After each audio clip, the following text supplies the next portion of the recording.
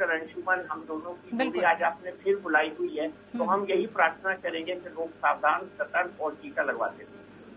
बिल्कुल, और आप दोनों खास मेहमान ऐसे ही जागरूक करते रहें, ये हमारी कोशिश भी है। और इस मंच के माध्यम से जैसे आप दोनों अपना खास कीमती समय निकालते हैं ताकि लोग जागरूक हों और सीखें भी कि कैसे जो है हमें अपना बिहेवियर बदलना नहीं है, उस एप्रोप्रिएट बिहेवियर को हमें अपने पास ही रखना, अपने साथ रखना। डॉक्टर अंशुमन, ओमिक्रॉन कितना बड़ा खतरा इस वक्त आपको लग रहा है भारत के लिए हो सकता है? क्योंकि जो रिसर्च आ रही है, जो स्टडीज कह रही हैं, अलग अलग प्रोफेसर्स कह रहे हैं, बयानबाजी काफी इसको लेकर होने लगी है। जी, पूजा, देखिए वली साहब ने बहुत अच्छी शुरुआत की। ओमिक्रॉन एक कोरोना वायरस ही है, कोई नई चीज है, लेकिन बवाल इतना ज्यादा ओमिक्रॉन का कर दिया गया है जैसे लगता है कि कोरोना वायरस जैसा कोई नया पैंडेमिक आ गया। ऐसा बिल्कुल नहीं।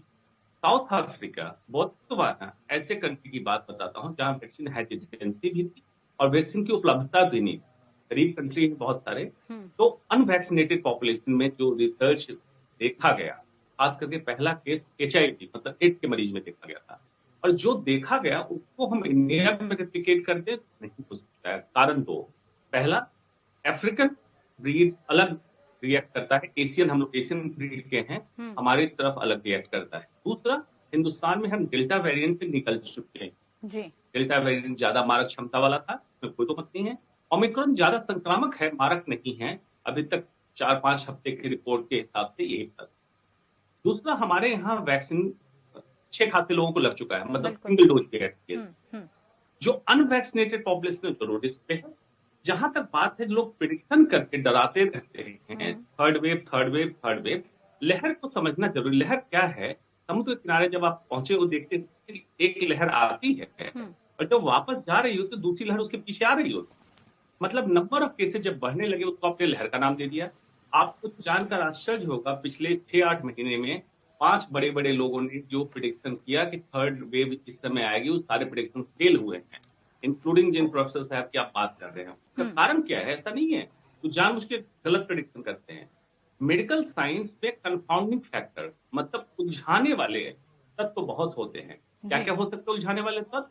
इंडिविजुअल चॉइसेस, लोग किस तरह से बिहेव कर रहे हैं, वैक्सीन हम किस रफ्तार से लगा रहे हैं, हर्ड इम्यूनिटी कितनी बन रही है, लोग इन्फेक्शन होकर अपना गेन कर रहे हैं एंटीबॉडी लेवल।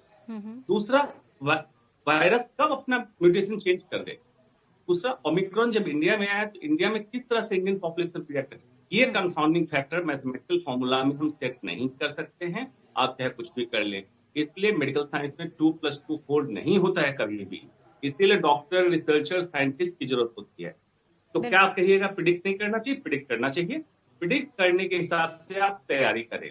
जैसे दूसरी लहर जब आई थी तो हमें तो डेफिशिएंसी दिखी थी कंट्री में, बेड की, ऑक्सीजन की, हमें उसका इजाफा करके तैयारी रखनी चाहिए, वो हेल्थ केयर डेवलपमेंट का पार्ट है। सेम आशंका के तहत आगे क्या तैयारी हमें करनी है, वो भी तैयारी रखनी चाहिए। जो लोग चीफ साइंटिफिक एडवाइजर ने कहा था कि बच्चों को ज्यादा खतरा देगा थर्ड वेव, ओमिक्रॉन बच्चों को कुछ कर ही नहीं रहा है, माइल्ड सिम्टम और नो सिम्टम आ रहे हैं। तो इन सबको देखते हुए यही लगता है कि रादर देन हम पैनिक करें, भय की स्थिति पैदा करें, हमें अभय की स्थिति लानी चाहिए। निर्भय भी नहीं होना चाहिए। निर्भय कहते हैं दुस्साहसी लोगों को, जो बिना मास्क लगाए बिल्कुल भीड़ भाड़ में जा रहे हैं, पार्टियां कर रहे हैं। निर्भय भी नहीं होना है, अभय होना है, मतलब साइंटिफिक फैक्ट को रख के और एहतियाती कदम रखना है। ये जरूरी है, ना कि डर के पैनिक करके सबको आप बिजनेस बंद करा दें, इकोनॉमी को पैरालाइज कर दें, लोगों को घर में बंद कर दें या लॉकडाउन। ये उचित नहीं होगा देश के। बिल्कुल सही बात आपने कही है डॉक्टर अंशुमन। बस हमें जो है अपना ख्याल रखना कैसे है, वही जो है हमें इस वक्त सबसे बड़ा चिंता का विषय बना हुआ है। लेकिन डॉक्टर एम वली, क्या जो डोज लगवा चुके लोग हैं इससे बच पाएंगे? इसको लेकर लोगों में बड़ा इस वक्त चर्चा का विषय बना हुआ है कि भाई डोज हमने लगवा ली है, डोज लगवाने के बाद भी अगर हम इसकी चपेट में आ गए तो क्या होगा? लोगों में फिर से वही स्थिति पैदा हो जाएगी कि फिर फायदा क्या उनको वैक्सीनेट होने का?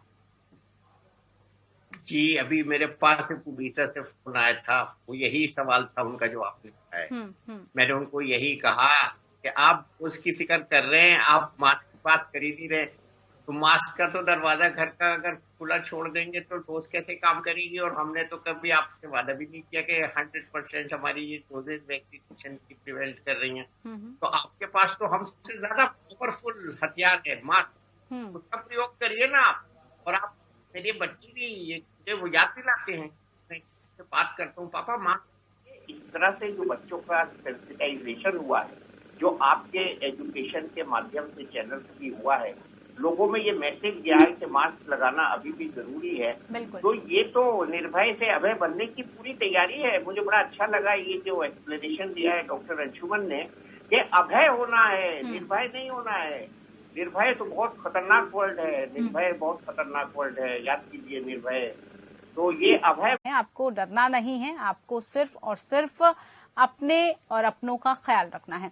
डॉक्टर अंशुमन, जैसे आपने एक बहुत ही अहम बात बोली है, उसी को आगे बढ़ाते हुए जब डॉक्टर अम्वली ये कह रहे थे कि भाई लॉकडाउन, जो कि सुनते ही सबके जहन में बड़ा डर सा उत्पन्न हो जाता है, तो क्या लॉकडाउन जैसे सख्त कदम उठाने की नौबत भी आ सकती है? क्या यही सख्ती अपनाने की जरूरत पड़ सकती है?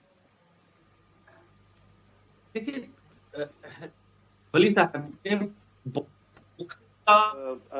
पॉइंट रेज करके कह दिया साफ साफ कि लॉकडाउन की बजाय आप 100 प्रतिबंधित हो जाएं, मतलब सेल्फ डिसिप्लिन अपने आप को करें, ये ज्यादा इंपॉर्टेंट है। सिविक सेंस के तहत अगर आपका बिहेवियर अच्छा होता है तो आप चेन ऑफ ट्रांसमिशन तोड़ने में आपका भी कंट्रीब्यूशन होगा।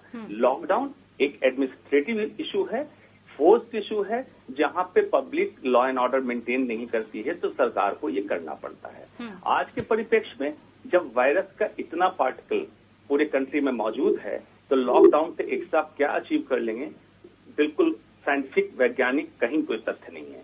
दिखाने के लिए आप लॉकडाउन करना चाहें कर लें, इकोनॉमी पैरालाइज कर दें, दूसरी बात है। लेकिन अगर बेसिक ग्राउंड रियलिटी पे फायदा पहुंचाने की बात करें तो लॉकडाउन सॉल्यूशन नहीं है।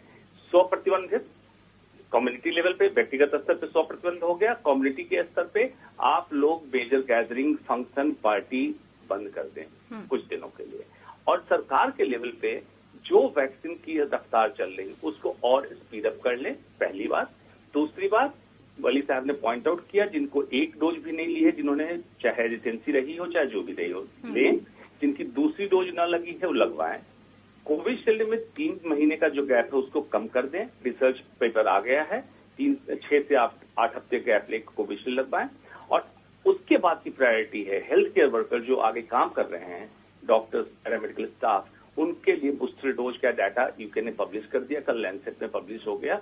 उनको बूस्टर डोज की तरफ दें कि अगर केसेज बढ़ें तो हमारे डॉक्टर्स और स्टाफ प्रोटेक्टेड हों। अभी बूस्टर डोज लगाएंगे, महीने भर बाद अगर केसेज बढ़ते हैं तो तसल्ली से बिल्कुल सेफली काम कर सके। इन चेंजेस की जरूरत है। At the same time panic नहीं करना है, जो मैंने बताया, वली साहब ने भी इंडोर्स किया, आपने भी बात कही, भय की स्थिति वो आपके रिसर्च पेपर में मेडिकल में पब्लिश है कि अगर परसिस्टेंट स्ट्रेस में आप रहते हैं तो आपका इम्यून डिफेंस मैकेनिज्म कमजोर पड़ता है, तो रहने का फायदा नहीं है। और रह के भी आप क्या कर लेंगे, ये कांस्टेंट फैक्टर, के फैक्टर बोलते हैं रिसर्च में, जो इंडिया में वायरस है हो सकता है आपके पास पहुंचे, आपको सिर्फ अपने इंटरनल डिफेंस मैकेनिज्म को स्ट्रांग करना है, आपको वायरस कुछ नहीं करेगा। लेकिन अगर तनाव में रहेंगे तो स्ट्रेस में हाइपरटेंशन, डायबिटीज, हार्ट अटैक जैसी बीमारियों से पिछले वेव में अगर सही रिसर्च निकाल जाए तो कितनों की मौतें हुई होगी, ना कि कोरोना के कारण मौतें हुई हैं। इसलिए पब्लिक से गुजारिश है, दुस्साहसी भी ना बने और डर के अपना जीवन न गंवा दें। इतनी जरूरत, बड़ी फाइन लाइन है। कॉम्प्लिकेटेड इश्यूज डॉक्टर, साइंटिस्ट पे छोड़ दें, हम लोग हैंडल कर लेंगे कि क्या होना है, कब होना है, आप बस इतना करें। बिल्कुल, और बस हम अपना ख्याल रखें और उसके लिए आप लोग जागरूक करने के लिए हम सभी के साथ रहते हैं मौजूद। डॉक्टर अम्वली, क्या कुछ तैयारियां करने की ओमिक्रॉन को लेकर जरूरत है? क्योंकि जैसे ही अब ये नाम जहन में आ रहा है तो एक तरह से लोगों के मन में फिर से जो पुरानी जो सारी चीजें थी वो रिकॉल होने लगी है माइंड में, तो उसको लेकर तैयारी क्या, और जो मानसिकता लोगों की पहले बदल गई थी वो फिर से ना वैसी हो, लोगों में अवसाद कितना हो गया था। अभी केस भी आपने कानपुर का सुना होगा कि कैसे एक डॉक्टर ने, जो कि अवसाद से ग्रसित थे, उन्होंने अपने फैमिली के मेंबर्स को मार दिया। उन्होंने कहा मैं और लाशें नहीं देख सकता, ओमिक्रॉन की दहशत